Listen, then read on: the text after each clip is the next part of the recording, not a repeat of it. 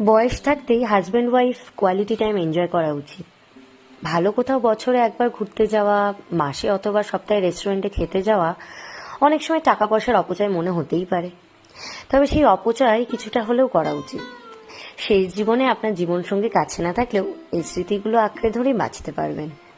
সন্তানের লেখাপড়া অথবা বিভিন্ন রেসপন্সিবিলিটি আসবে, তার মধ্যেও সময় বার করা যায়। সব সম্পদ টাকা সন্তানের জন্য সঞ্চয় করবেন, সেটা ভালো দিক, তবে অল্প কিছু নিজেদের জন্য বরাদ্দ রাখা উচিত। দিন শেষে আপনার বাচ্চারাও আলাদা লাইফ হবে।